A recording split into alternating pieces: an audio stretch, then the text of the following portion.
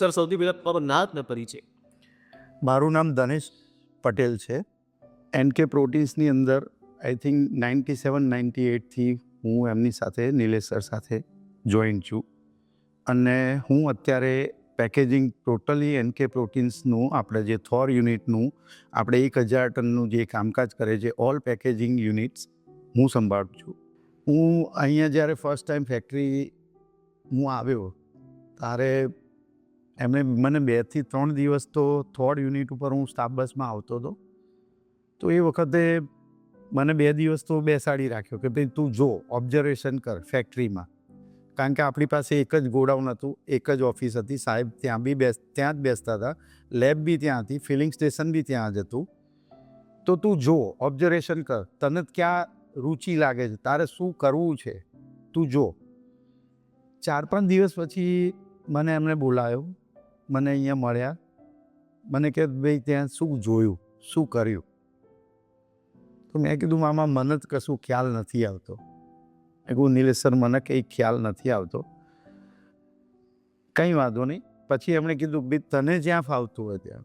મને થોડું મશીનરી માટેનું લગાવ વધારે હતો કે ભાઈ બેઝિકલી મારો સબ્જેક્ટ નહીં, મેં ગ્રેજ્યુએશન કમ્પ્લીટ કરેલું, તો મારો સબ્જેક્ટ નથી, પણ એ સબ્જેક્ટમાં મને કોઈ બી ટેકનોલોજી છે, મશીનરી છે, એના માટેનું થોડું પહેલેથી લગાવ કરો. કંઈ વાંધો નહીં. મને એમને પહેલાં સ્ટાર્ટઅપની અંદર મને રિફાઇનરીમાં મૂક્યો. એક પ્લાન્ટ વિઝિટ કરાવી રિફાઇનરી. એ મારી પાસે કોઈ નોલેજ નહીં.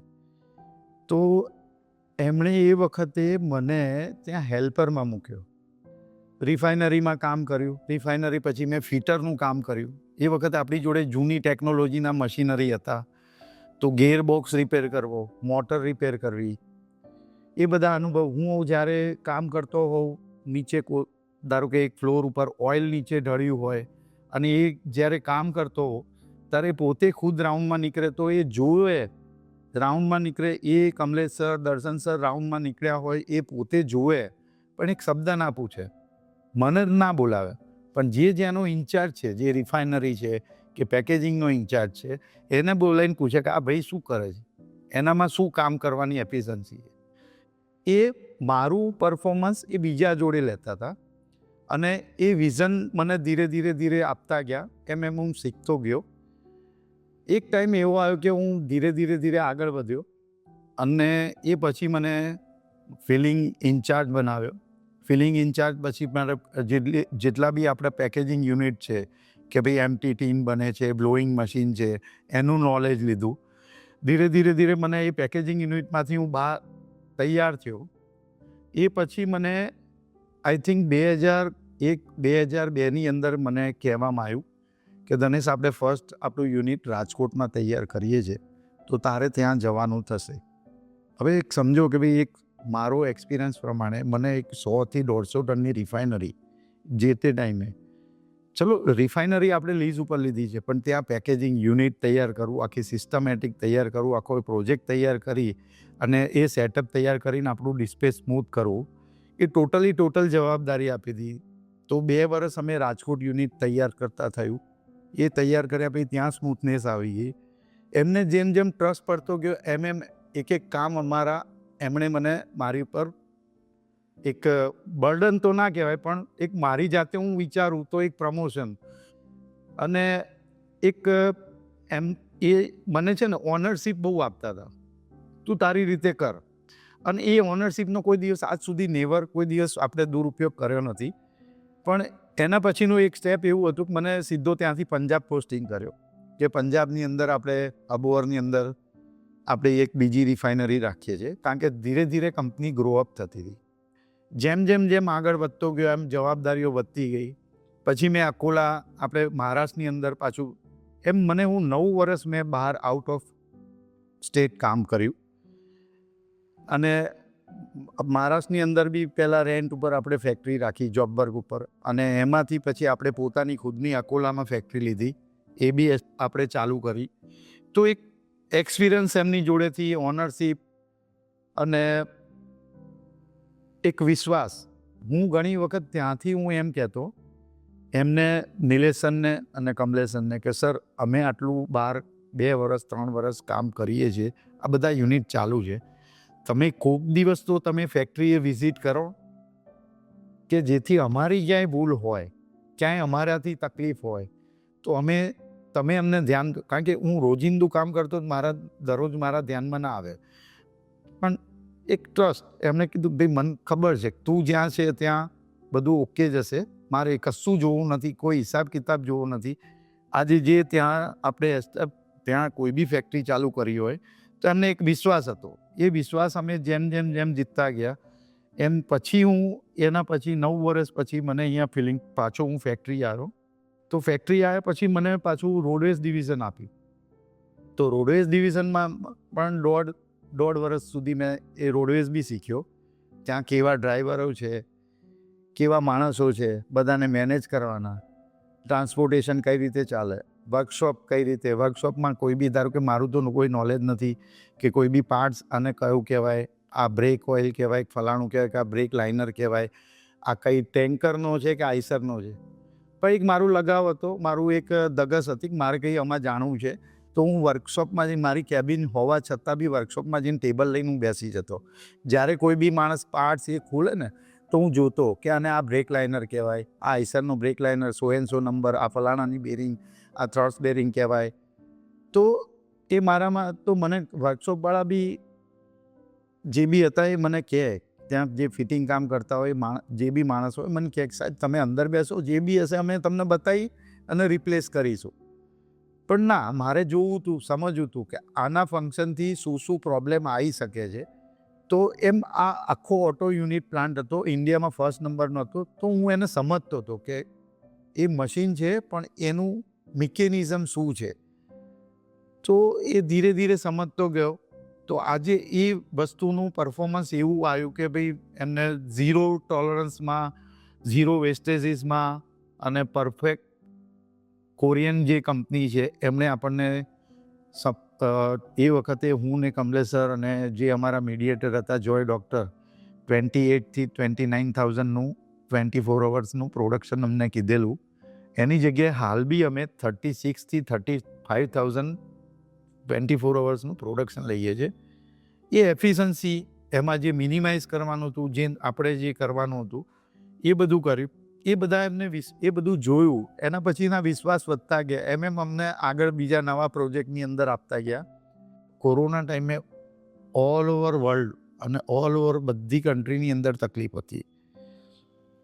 તો એ ઇન્સિડન્ટની અંદર એવું હતું કે જ્યારે કોરોના ટાઈમની અંદર નરેન્દ્ર મોદી સાહેબે જ્યારે જાહેરાત કરી કે ભાઈ એકબીજાને મળવાનું નહીં, ટોટલ ફેક્ટરીઓ બંધ કરી, આ છે તે છે, આ એસેન્શિયલ કોમોડિટીઝની અંદર આવે. એમને તાત્કાલિક એની પરમિશન લીધી 24 અવર્સની અંદર. બીજા જ દિવસે રાત્રે એમની જાહેરાત, બીજા દિવસે એમણે ફેક્ટરીની અંદર મિટિંગ કરાવી અને ત્રીજા દિવસે એનું એપ્રુવલ આવી અને તાત્કાલિક એ તાબડતોબ ફેક્ટરી ચાલુ કરી. અને સરાઉન્ડિંગ જેટલા બી અમારા રિલેટેડ જે ફેક્ટરીના વેન્ડર છે, સપ્લાયર છે, કારણ કે વેન્ડર સપ્લાયર વગર ફેક્ટરી આપણી ચાલે નહીં. અને એ કોરોના ટાઈમની અંદર જે હાઇજેનિક સિસ્ટમ મેન્ટેન કરી અને દરેકને, એ સ્ટાફને અહીંયા ને અહીંયા રહેવાનું, એને દરરોજ સવારથી ચા, નાસ્તો, પાણી, એની ટ્રીટમેન્ટ, અહીંયા ચેકઅપ, મેડિકલ ચેકઅપથી માંડીને ટોટલ એમણે એવું એન્વાયરમેન્ટ તૈયાર કર્યું હતું કે આખી ફેક્ટરીની અંદર કોઈ બી સ્ટાફની અંદર કામ કરતા વ્યક્તિને કોઈ બી તકલીફ ના થાય. એ જે અમે જ્યારે બી કોરોના ટાઈમ હતો અને જ્યારે અમે એ મહેનત કરી, ત્યારે એમણે અહીંયા એમના તમામ મેનેજમેન્ટને એ બધાને કહી દીધેલું કે ભાઈ મારો સ્ટાફને સવારે ચા નાસ્તાથી માંડીને જમવાનું અને મેડિકલ ટ્રીટમેન્ટથી માંડીને કોઈ વસ્તુમાં કોઈ તકલીફ પડવી ના જોઈએ. એ પોતે એનું ઓબ્ઝર્વેશન કરતા હતા અને એ પોતે નિહાળતા હતા.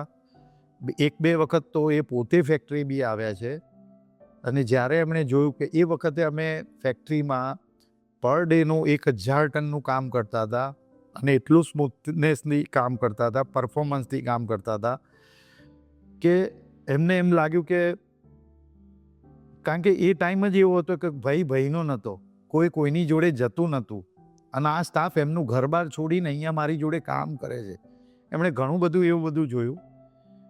તો એમને સ્પેશિયલ લોકોને એક એનાઉન્સમેન્ટ કર્યું કે હું લોકોને જેટલા દિવસ કામ કર્યું છે એનું extra incentive, salary plus extra incentive અને જેટલા દિવસ વર્કિંગ કર્યું છે, તો લોકોને પૈસાની તકલીફ હતી જ્યારે બહાર, ત્યારે નિલેશ સરે એમના બધા દરવાજા ઓપન કરી નાખ્યા હતા કે આ માણસથી જ હું આગળ છું. તો અત્યારે એમના ફેમિલીને ફાઇનાન્શિયલી કે ધારો કે મેડિકલમાં કંઈ બી તકલીફ હોય તો એમને એમની બધી એફર્ટ લગાવી. એ દરેક માણસને પોતાના મા બાપથી બી વધારે, જેમની કોઈ બી આપણે આશાએ મંદિરે જઈએ અને ભગવાન આપણી ઈચ્છાઓ પૂરી કરે, એ રીતે દરેક સ્ટાફની ઈચ્છાઓ પૂરી કરે. એટલે જ આજે હું કહું છું ને કે ભાઈ 6 વર્ષે બી માણસ દર 6 સેકન્ડની અંદર બી નિલેશ સરને લોકો યાદ કરે છે. આપણે 6 મહિનામાં કોકને ભૂલી જઈએ. તો આ એમનો એક સ્વભાવ હતો. મારા સનનું નામ નવ્ય પટેલ છે. સિનિયર કેજીથી એ ભણે છે. થોડું ભણવામાં પરફોર્મન્સ રીતે સારો છે. જ્યારે મામાને રૂબરૂ મળ્યા આ છે તે છે, એમને એમ લાગ્યું કે આ છોકરામાં કંઈક છે. એમને ધીરે ધીરે સપોર્ટ આ છે તે છે. એને સપોર્ટ એટલે મીન કે એક મને કીધેલું ધનેશ તાર કંઈ બી એને એજ્યુકેશન માટે ક્યાંય પાછો ના પડતો. સિનિયર કેજીમાંથી સારી સ્કૂલની અંદર એડમિશન, તો સંત કબીરમાં એ ભણ્યો, સારા પરફોર્મન્સથી પાસ થયો. આજે આગળ ધીરે ધીરે વધતો ગયો. આફ્ટર 12 પછી એના સારા પર્સન્ટેજમાં એણે કીધું પપ્પા મારે સાયબર સિક્યોરિટીનું આ રીતે મારે ભણવું છે. મારી એટલી એફિશિયન્સી તો નથી, પણ જે દિવસે એમને ખબર પડી એજ્યુકેશન લોન તો આપણે સેલરી પ્રમાણે કેટલી મળે, પણ એ વખતે એમને કીધેલું કે તારે, અને પ્રિયમભાઈને બી ખ્યાલ છે, તો પ્રિયમભાઈ બી એ વસ્તુ સાહેબની ગેરહાજરીમાં એમણે, અને આશિતા મામીએ બી જે સાહેબના વાઇફ છે એમને એ કેરી કન્ટિન્યુ રાખ્યું. તો આજે જ્યારે એ 12th પછી એને સારું પરફોર્મન્સ હતું તો એને એક પપ્પા મારે સાયબર સિક્યોરિટીનો સારો કોર્સ માટે, તો એને ઓસ્ટ્રેલિયા સ્પેશિયલ ભણવા મોકલ્યો છે. આજે એનું થર્ડ સેમિસ્ટર ચાલે છે. તો ભણવા માટે, એજ્યુકેશન માટે એમણે એમના દરવાજા એટલા બધા દરેક વ્યક્તિને, મારા માટે બી નહીં પણ દરેક વ્યક્તિ માટે, એ છોકરાઓને જોઈને, અને અત્યારે બી મારો સન બી એમને ડગલે ને પગલે એમ કે ભાઈ હું આ જે પોઝિશન પર પહોંચ્યો છું, તો આ એક, તો એ બી એમને ભગવાન તરીકે, એટલે એવું નથી કહેતા કે ફેક્ટરીની અંદર જે માણસ એમને ભગવાન માને છે, તો ફેક્ટરીની બહારનો જે ફેમિલિયર મેમ્બર છે, જે અહીંયાથી વર્ષોથી અહીંયા જોડાયેલો છે, એ બી એને એક ભગવાનના રૂપમાં માને છે. આમ તો મેં કીધું ને કે નિલેશ સર માટે 3 મિનિટ ઓછી, 3 મિનિટ નહીં, 30 દિવસ બી એમના માટેના ચર્ચાના ઓછા પડે.